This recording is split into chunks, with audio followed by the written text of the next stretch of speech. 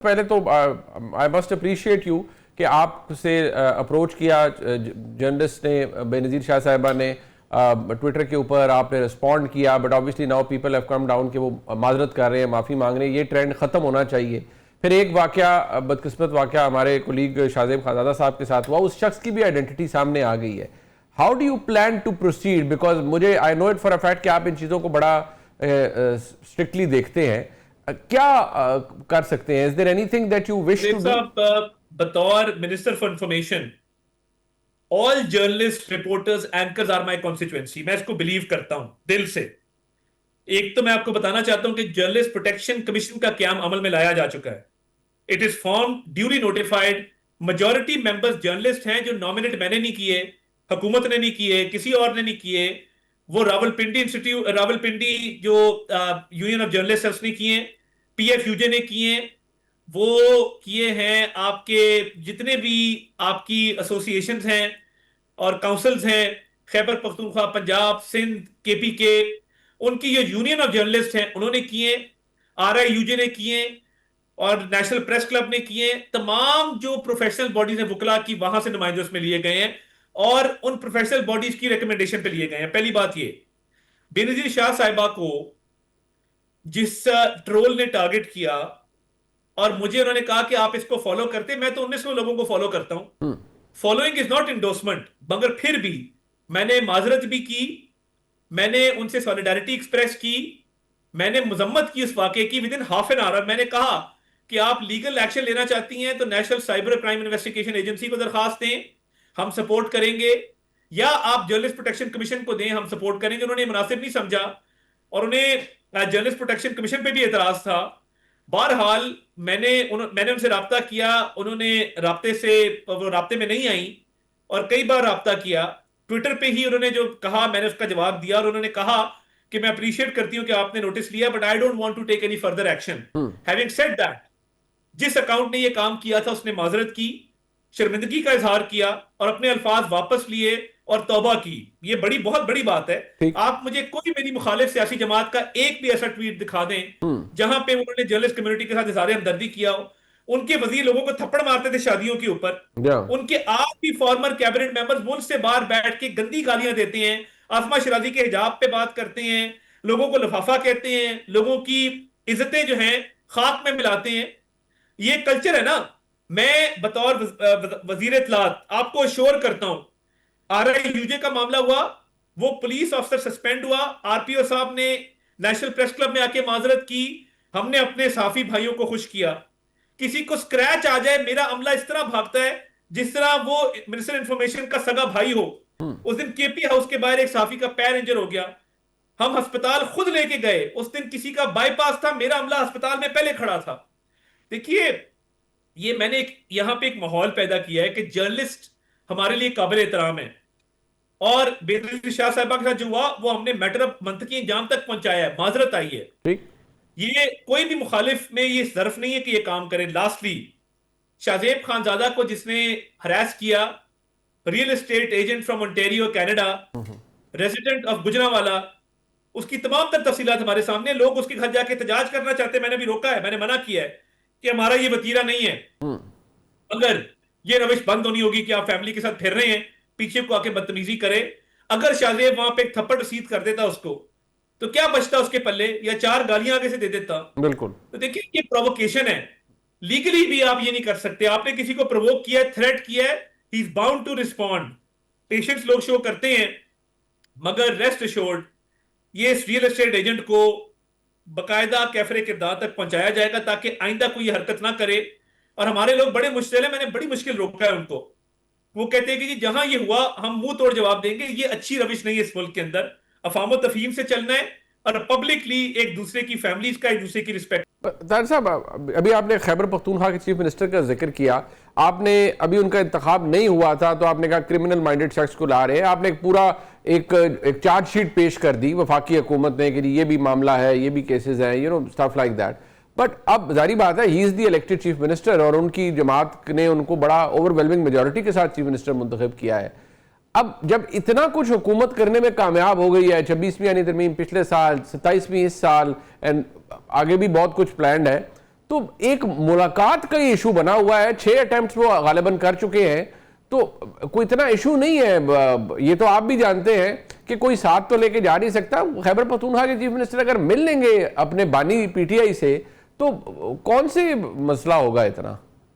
नहीं, मसला कोई नहीं, वजीर आजम को तो मिलने आके, जो उनकी कॉन्स्टिट्यूशनल ड्यूटी है, और अपने सूबे की बेहतरी के लिए आके बात करें। वजीर आजम से मिलना उनको काबिल कबूल नहीं है, और वो एक सजा याफ्ता मुजरिम को मिलना चाहते हैं, तो उसके जेल रूल्स मौजूद हैं, वो किसी के लिए वायलेट नहीं किए जा सकते।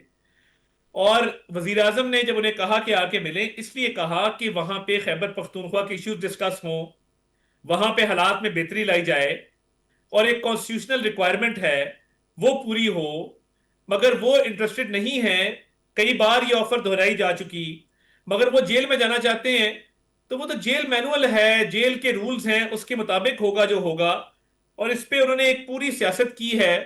क्या ही बेहतर हो कि वो अपने सूबे के हालात के ऊपर तवज्जो दे, अवाम की जिंदगी बेहतर करें, पॉलिसीज अच्छी लेके आए, और लोगों की जिंदगी आसान बनाए। उससे कोई सरोकार नहीं है, लीडर की अंधी तकलीद है, और उसके तहत ही मामला चल रहे हैं। इसके अलावा उनको और कोई काम नहीं है, दिन रात उनके इसी काम में। तारिक साहब, मुझे याद है माजी में आप जब अदालतों में पेश होते थे, आप हर अपने छोटे बड़े लीडर, अपने कुलीग, सबके लिए अदालतों में आपने बाकायदा, allow me to use the word, धक्के खाए हैं।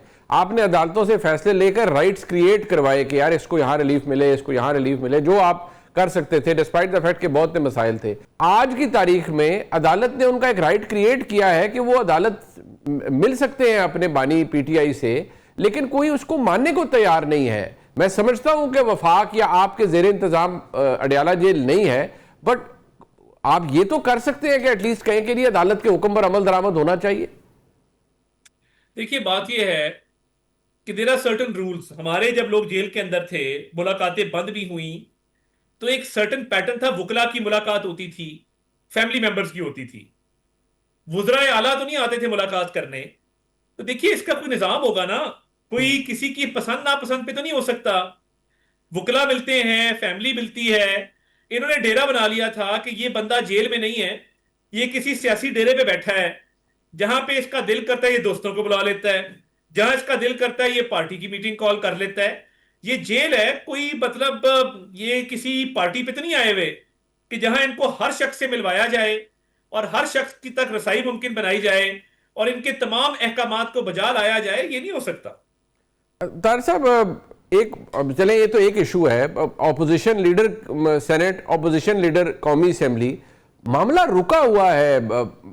मुझे समझ ये नहीं आती कि इन चीज़ों से भी फर्क क्या पड़ जाता है कि आप एक कंफर्टेबल मेजॉरिटी में है, you have everything going your way, you are the government at this time, तो ये छोटे छोटे इश्यूज तो एड्रेस हो सकते हैं। स्पीकर साहब आपकी जमात से हैं, बड़े ऑनरेबल शख्सियत है, ये कुछ ना कुछ स्पेस तो आपको अपोजिशन को देनी पड़ेगी। देखिए, उसका एक जाब्ता है, एक तरीकेकार है। पार्लियामान में स्पीकर साहब ने कई मरतबा इनको कहा कि आके बात करें, आके इस चीज को डिस्कस करें। और इनकी पार्टी के अंदर बड़े इख्तलाफात हैं, वहां पे ये एक पेज के ऊपर नहीं है। लीडर ऑफ ऑपोजिशन के लिए भी बहुत सारे लोगों में एक डिफरेंस ऑफ ओपिनियन है, और एक पार्लियामान का मामला है जो पार्लियामान में सेटल होना चाहिए। तो उस पे मैं समझता हूं कि अगला सेशन जब आता है तो let's see how things turn out. फिलहाल ये मामला स्टॉल हुआ है, और स्पीकर साहब की तो कोशिश थी कि किसी तरीके से इस पे एक कोई इत्तेहाद पैदा करके इसको आगे लेकर जाया जाए। मगर देखते हैं how things turn out in the next session.